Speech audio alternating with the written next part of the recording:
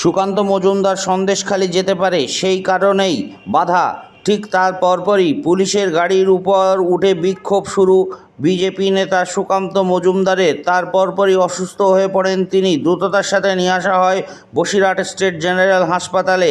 সেখান থেকে চিকিৎসার জন্য কলকাতার উদ্দেশ্যে নিয়ে যাওয়া হচ্ছে তাকে।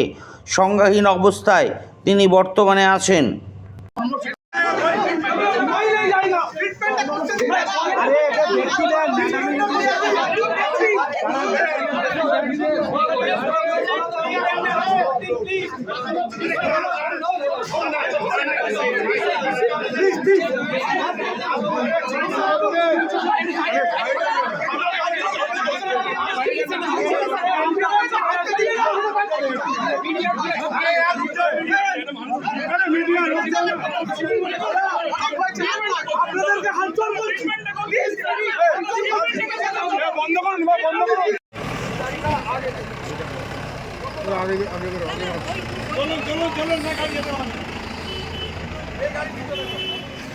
সরুন দাদা, সরুন।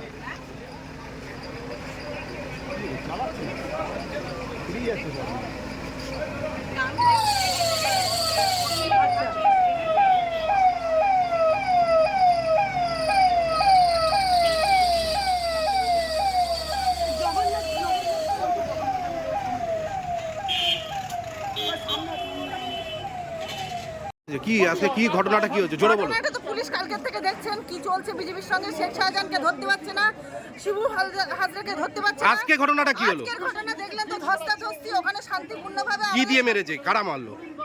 পুরো পুলিশ থেকেই অ্যাটাক হচ্ছে। কারা অ্যাটাক করলো? আবার পুলিশ থেকেই অ্যাটাক করেছে। কারা করলো? তৃণমূলের ক্যাডার তো বলবো, পুলিশ এখন তো তৃণমূলের ক্যাডার হয়ে গেছে। আর পুলিশই এখানে নিয়ে এসেছে। কিন্তু আমার কথা হচ্ছে টাকিতেও তো হসপিটাল ছিল, ওখানে কি মানে সামান্য যে পরিষেবাটুকু দিয়ে তার জ্ঞানটা ফেরানো যেত না? সেন্সলেস অবস্থায় এতক্ষণ নিয়ে আসা সেন্স নেই এখন সব? একদম টোটালি সেন্স নেই। উনি পুরো ঘেমে টেমে একদম বাজে অবস্থা। আমাদের কেউ ঢুকতে দেয়নি। মানে নিশ্চয়ই এমন লাগা লেগেছে, পা কেটে গেছে বা ফ্র্যাকচার হয়েছে। কোথায় নিয়ে যাওয়া হবে সুকান্ত দাকে? কোথায় নিয়ে যাওয়া হবে? আমরা এখানে রাখতে পারবো না। ওনার যা অবস্থা, কলকাতায় বেটার ট্রিটমেন্টের জন্য। আপনারা কি কলকাতায় নিয়ে যাচ্ছেন? অবশ্যই সেটা হওয়া উচিত। কোথায় নিয়ে যাবেন কলকাতাতে? কলকাতায় আমরা বেসরকারি হসপিটালে নিয়ে যাবো। সরকারি হসপিটালে তো আমরা সেই পরিষেবা পাই না, সেই জন্য আমরা বেসরকারি গ্রামীণ হাসপাতালে কি পরিষেবা পাননি বলে বসিরহাট জেলা হাসপাতালে নিয়ে আসেন? পুলিশ ওইখানে পরিষেবা পায়নি বলেই এমন অবস্থা, সিচুয়েশন ওনার রয়েছে, সেই জন্য জেলা হসপিটালে নিয়ে আসা হয়েছে। যদি ছোটখাটো বিষয় থাকতো তাহলে টাকিতেই মেটানো। কারা মারলো সুকান্ত? পুলিশ ওখানে থেকে এই বিষয়টা অকারেন্স করেছে। কারণ পুলিশের মধ্যে যদি কেউ থেকে থাকে, পুলিশ তো আমরা জানি এই কদিন ধরে কি অবস্থা হচ্ছে। বাইরের বহিরাগত কেউ? অবশ্যই তাই, অবশ্যই তাই। গতকালকের যে মিছিল হলো সেখানে বহিরাগত কিছু মানুষ ইট ছুড়ল আমাদের ওপর, পুলিশের ওপর। তার জন্য আমাদেরকে প্রচুর মানুষকে অ্যারেস্ট করা হলো।